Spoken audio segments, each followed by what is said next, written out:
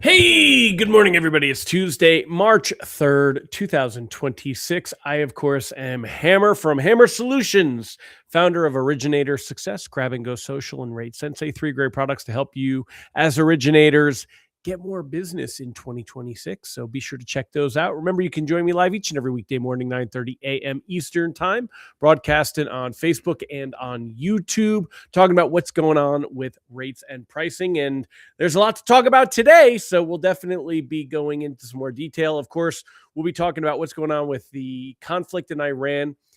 I noticed a lot of headlines calling it a war. I can't call it a war. We didn't declare a war. It's not a war. It's a conflict. It's a military action. It's not a war. But we definitely have a lot of military action going on in the Middle East. So we'll be talking about that, oil prices, the opportunity for Fed rate cuts, inflation, this week's jobs data, kind of all of that and how that's all playing into the mix. So appreciate you being here, and I hope that you find some value in it. Remember, if you do like joining me each day, you can get a reminder text message so you don't miss a moment of the show.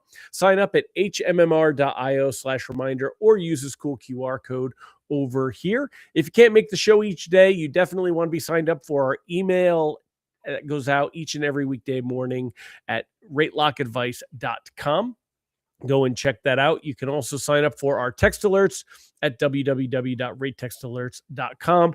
Those are $7 a month. Go check those out as well. You can't find any other value like that out on the streets when it comes to this stuff. So don't forget, smash that like button, tag an LO friend. If you're watching the replay, don't forget to give me hashtag replay in the comments. Let me know that you were here. Welcome to all the live folks. Faye Escribano, Brandy Brickler, Amy Blauser, and Mr. Zane, Patrick Campbell, Mallory Fotiades, Rob Stewart, Greta Cheney, Max Franks, Ron Siegel. Zane, I'm curious, do your teachers talk at all about this, what's going on in Iran? Very curious, and definitely talk to your mom about it if you have questions for sure. Because I there's certain views that you get from teachers that are different than the rest of us in business. So just curious about that. Let me know, buddy. Jared Vincent, good morning. Angela Walters, great to have you here. Derek Bobadilla, good to see you. So many of you, thank you for joining me this morning. Ron Siegel said the last war we had in the U.S. was World War II, not Vietnam, not Korea, etc. Good call. Yeah, no, exactly, right? They were conflicts. They were never actual wars. War, then we get into the whole, what is the commander in chief? What is Congress? Congress can declare war, et cetera, kind of a scenario. I don't like to use that word war on this one. I'm just going to continue to call it a conflict or military action is where I'm going with that one. Giddy up, Mr. Randy Tickle. Glad to have you here. All right. I'm going to throw the disclaimer down at the bottom. I don't think I need it. Most of you all know me pretty well. You're welcome to share how you feel about what's going on over there. At the end of the day, I'm only focused on how it affects rates and pricing. I'm not going to go into any personal feelings about the validity of the conflict or if we should be there. Of course, one thing we will all agree on is that any loss of life, especially American, I mean, we are tribal, right? You don't want to see American soldiers get injured or killed, but any loss of life is tragic. It's but that's what we are. We are a flawed species. Whether you want to take that down a religious track or not is up to you, but we definitely are a flawed species, and this is one of the things that we do. So anyway, I'm going to leave that down at the bottom of the screen while we go into everything, just as a reminder that it really doesn't matter how we feel about it. It's the environment that we're in and how's it going to affect rates and pricing. And that's what I'm here to talk about. So with that said, let's go ahead and let's get started. We're going to jump into it this morning. Let me bring up the screen and let me get this ready over here and let's cover what we're going to cover here. So we'll start off with a quick look at the technicals. Let me pull up Presentify so I can go ahead and there you go. So taking a look here, right? Look at the technicals. Let's start off with where we're at this morning. We're currently down another 35 basis points. That's about what we were down yesterday. So you could see on Friday, we were here. And in fact, let's put this on 3 months so that it's a little bit of a smaller. We were Friday, mortgage-backed securities were up here. We had been going on a nice improvement trend. Remember, when mortgage-backed security prices go up, that puts a smile on your face. That's better rates, better pricing. And we had been in a spot here yesterday, big dip, and then another big dip this morning. We're going to go into more detail about that in a second. The 10-year treasury yield at 4.11, also something that we need to be paying attention to, and I'll go into a little bit more about that. So quick recap though, let's zoom in first if we can. Let's zoom in. Let me make this bigger and I'll refresh the screen. Hold on a minute, I'm just adjusting the window here so we can have it. All right, so taking a look, we got to put this on the 5 days so we can see it clearly. Yesterday we had a big drop in overnight trading. Remember, the whole situation, military action, started in the weekend. It started in that dead zone right here at the between Friday and Monday. Monday, we did see some losses in the morning as traders were kind of absorbing and what was going on here. Now, there could be argument it was the beginning of the month trading that was going on with that stuff. There were a lot of things that you could argue would also be playing a role. I'm going to say that they took much, much, much less of a role than normal. Markets were almost exclusively fixated on trying to get ahead of market reaction based on what was going on. And the big thing especially is the fact that this is going to drive up oil futures, oil prices, and it's going to happen on a global energy scale, not just the United States. And I've seen some social media posts. Sorry, I get the hiccups. I've seen some social media posts from people, just normal citizens. They don't understand this at all. They don't get it. So, and our job isn't necessarily to try to explain it all to them because it's very complex, but just kind of getting the gist of what and why. So yesterday, though, after we saw this initial reaction, let me move this over so you guys can see what I want you to be looking at right now. Let me get rid of this little window. Okay, so pull that over here. Okay, so yesterday we saw this initial reaction right here in the morning, and then things were quiet on the day. You could see they were quite settled. Here was that initial movement. Once it hit that low point, things were settled, and there were like a couple of reprices worse, but most lenders didn't reprice first. There were none to really warrant. Maybe a couple of lenders that hadn't priced properly at the beginning. There was really no movement that would have been from when lenders were coming out with pricing right here to kind of where we were. I mean, like, look at this. We were around 100.15. We ended the day around 100.13. So there was really not much. Let me just get my head out of the way and give you guys full screen on this. I want to show you guys a bunch of stuff. So probably be better. So there was not really, again, that what I was showing you was 100.15 right about here, and then 100.13 right about there. Not enough to see any movement. However, you can see that we have yet another giant dip, which accounts for that minus 34 basis points this morning. Putting that in the perspective of the 5 days, that makes one yesterday and one this morning. And what is that? Why are we seeing those dips? Because of foreign markets. It's what's going on in Asia and Europe. There is a lot of movement going on. There's a lot of movement going on with this. So yesterday, it looked like things were going to be calm through the day, right? It looked like we might not be in danger of seeing things get much worse and that we might be okay heading into today. The other thing I want to show you, and we'll keep an eye on, is the price of Brent crude oil here, 83.46 Brent crude oil. 83.75 according to Wall Street Journal. So they're about the same, right? And if we take a look here, going back, I hate going back a month because, but so we went from February 27th, we were at 70, 72, and then it jumped to 77. That's not, I mean, it was $5-6 a barrel. We didn't see a $30 a barrel jump yesterday. However, today, now we're up another $5 a barrel. So we're seeing this continue to creep higher in oil prices. And you look at where we were on the 26th, we were at about $70. And that's where we spent most of February, was right around $68 to $70. And then now it's up to 81. And that's why you're seeing that big move up in bonds and what's going on here. Now, let's see, rate sheets today, they're likely to move up about another eighth. if I move this over so that you guys can see, pull this over here.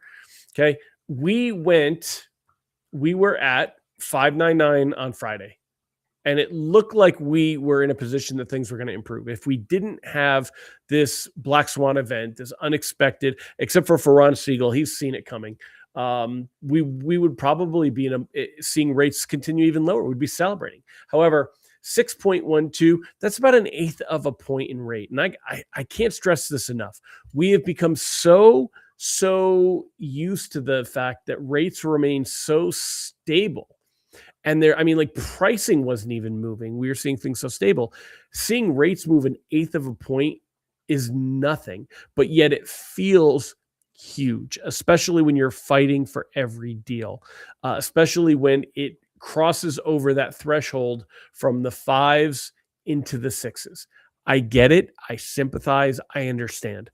But when we step back and look at what role it's having, now, today, we're probably going to see 6.12 turn into 6.25. You should see probably 6.25 today. You're going to see another, and that means rates have gone up a quarter point.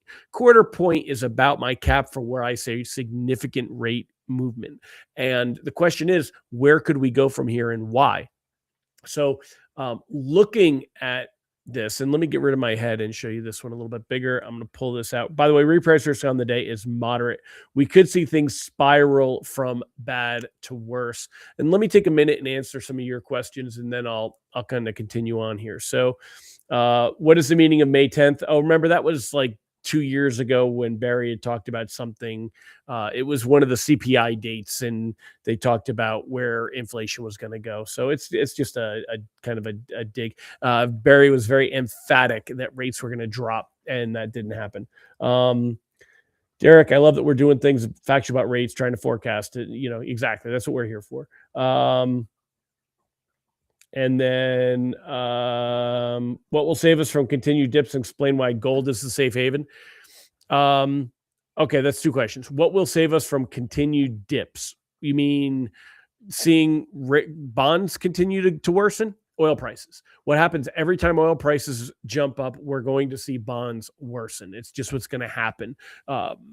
You can argue the logic of it, but it's what happens, and that's what's going to happen. As far as why gold is the safe haven, that's a more complex topic, and a lot of it is probably above my pay grade, but the nutshell version is that gold has been becoming more of a safe haven globally in the last 6 months. That's why gold prices continue to hit new highs. So bonds, not necessarily. A lot of people don't like the uncertainty of what's going on in America. And it's very, very unlikely that our bonds would ever default. However, they see where we could, maybe they're afraid that we could see a big drop in yield and see some other things happen. And that's why gold is being one of them there. How do levels compare to 10 days ago? That's what I wanted to show you, and I'll go into that one, and then we'll answer those. Ron Siegel said, Randy, gold is down $200 per ounce today.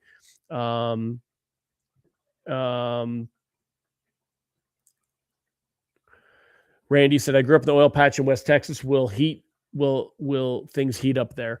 Yes and no. I mean, we're going to continue to produce oil. We don't get a lot of our oil from Iran, so that's not the issue. But China gets their oil from Iran. The Saudi Arabian oil is an issue. We do get a lot of oil from Saudi Arabia, and that with the Strait of Hormuz being closed or it being dangerous to get ships through, that's going to affect what we get. So 510 will never come. Been waiting on that for like 5 years now. Yeah.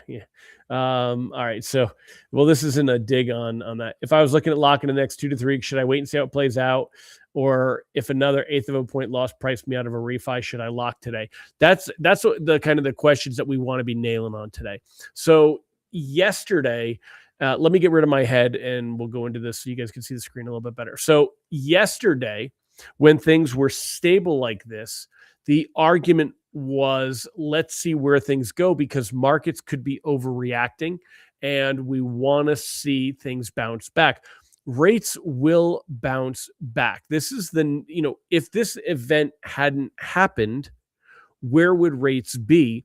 And will the increase in oil prices from Iran and all the things happening here have a long-term effect? No, they're not going to have a long-term effect. It's not going to keep rates higher. The question is, how long will this last and how bad will it get? So yesterday, the advice was to cautiously float and see where things were at. Today, I would absolutely be lock near term and risk averse. Anything under 30 days should at least consider locking. So this is my advice, and it's only advice because the thing is, we have volatility. We don't know where things are going to go from here. As we see oil prices, let me adjust my little window here so that everything fits on the screen as I'm talking about it, right? And let's go through some of this stuff together. And I'm trying to keep this organized for you so that it's easy to reference and it's easy for people to see, okay? So let me make this a little bit smaller. All right.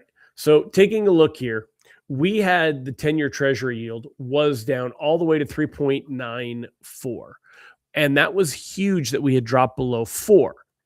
The problem is now we bounced back up. We're up to 410. We were up to 410 just a few days ago. Let's find a 410. Here you go. February 12th. So about 2 weeks ago, we were at 410. It wasn't that huge of a thing. And when we take a look at where rates were on February 12th, rates were right about the same as they are now. So I just said that rates are likely to go up to 6.25 today. Why are they higher? Well, that's the 10-year, not mortgage-backed securities, is part of the answer to that. All right. Looking at mortgage-backed securities, where were mortgage-backed securities on February 12th? They were right around 100.25, 99.97. We're below that now, 99.84. So we were at 99.97 on the 11th. And if you look at where rates were at there, they still weren't at 6.25. So, the closest we see is 6.20 here back at the beginning of February, 2324. And that generally rates were right around that 99.76 mark there. You could see that. And 99.76, 99.82. So that's you can see that's right about where we're at. So you can see rates matching where bonds were. Now, the question is, will bonds continue to lose ground from here? And the answer is we don't know, but it definitely could. And that's why yesterday it was, let's wait and see. And things were really stable. It opened the door to continue floating and see how the reaction was. However, I'm not ignoring another day in a row where we see this giant drop in overnight trading. This has to catch your attention.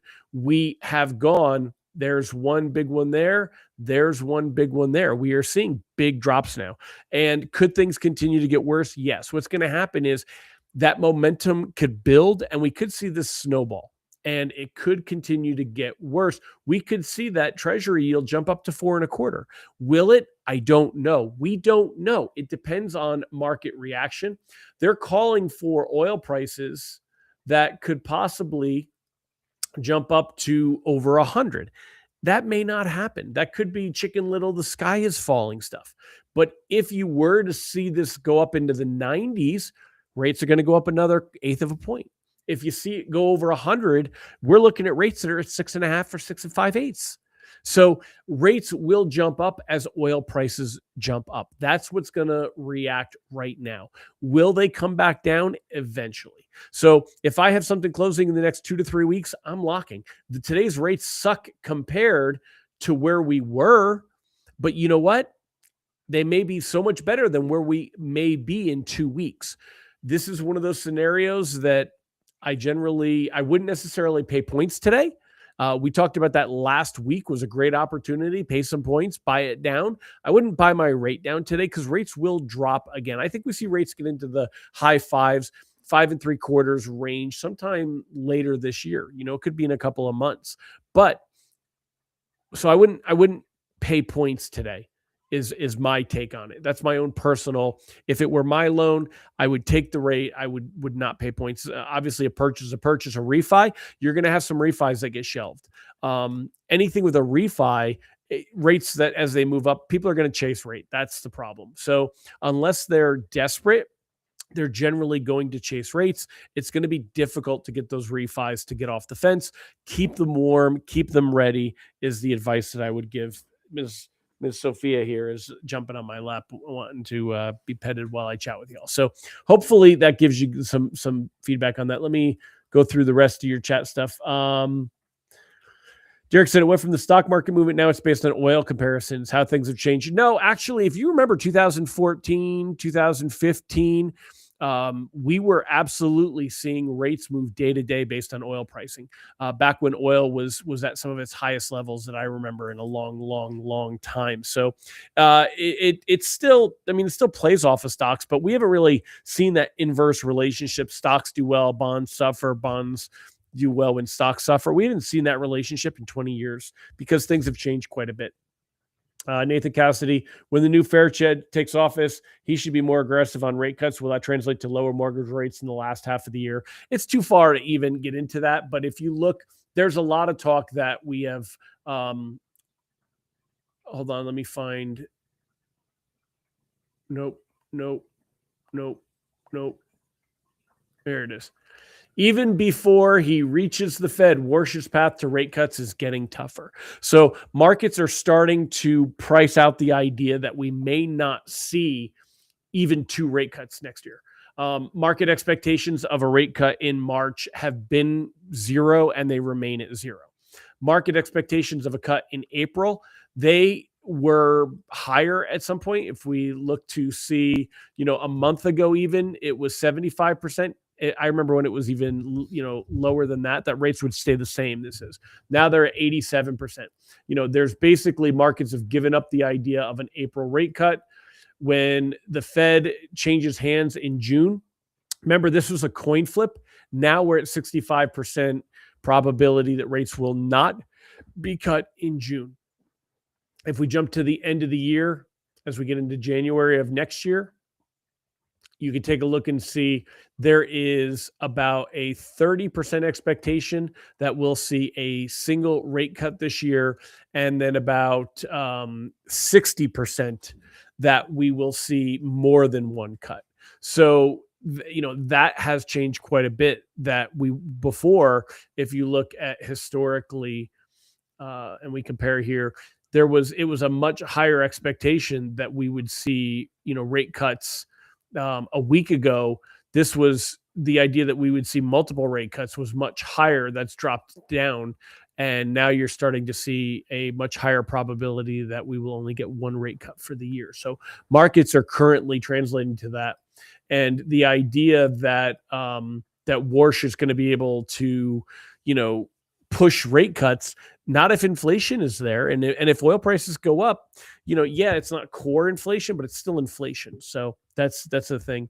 Ron Siegel said, if an eighth locks you out, I would lock and have a discussion with your client about the strike rate for the next loan. Set up the loan with today's loan. I absolutely agree. Ron is a scholar and a gentleman. And with where things are at, there's too much volatility. When you see the movement the way that we've seen it here, and I'll show it on the other chart in a second. But we've seen rates be stable for so long for the last couple of months that this kind of volatility really shakes us up. Rates jumping a quarter point feels huge right now, and I get that. Mitchell said taking the losses and locking some win some and lose some. Yeah, there's just too much of a reason. Trump has said that this could last 4 to 5 weeks, but I take anything that Trump says like that with a grain of salt, because he'll just change what he says. It's really, and it's not a dig. It's just, he's not somebody that's going to defend that he said that. He's just going to say, well, it changed, and this is what we're looking at. And I'm fine with that. But that means when you look at trying to figure out where are we going from here and where things will go, it's very difficult to put a clear plan in place for where things will be, because we don't know. And we don't know how this will escalate. What happens if, Iran continues to blast missiles at Saudi Arabia and the other Middle East states, and that's what's happening right now. By the way, anyone that doesn't think that Iran was a threat, and again, I'm not breaking what I said before, but is anyone else just amazed at the amount of munitions that a country like Iran has with the missiles and, that they are just attacking the number of drones and the number of munitions? It's a lot. It's a lot. That's got to come on, man. It's got to ring a bell. So whether we belong there or not, I'm not going there. But it definitely, these are all things that play into seeing it. And we haven't seen them just roll over and give up. We don't know what will happen once the military action settles down. Once that happens, we should see rates start to recover, though, because even though we don't know if we're going to stay there, keep troops there, focus on a regime, none of that has played out yet, but that will have much less of an effect on rates than the current active military action that's going on. So keep that in mind. All right, my friends. Well, I hope that helps you. Again, it's been a long day, so we're going to wrap it up. If you do find value in what I say, please tell a friend and have them watch or sign up for our lock advice. Also, if you want to support us, remember, go check out Grab and Go Social about content for posting on social media. Instead of alienating friends, talking about your opinions on whether we belong in this conflict or not, go post some stuff that'll get you business. That's what we're here to help you with. And then you can also find out how to grow your business online. Go check out originatorssuccess.com. So with that, I'm going to wrap it up, my friends. Thanks again for joining me. Hope you guys have a fantastic day. Make the best of it. Again, it's going to be a little bit of a rough ride, but keep your chin up. We will see rates get better over time. It's just going to take some time. All right. Take care, everybody. Bye-bye.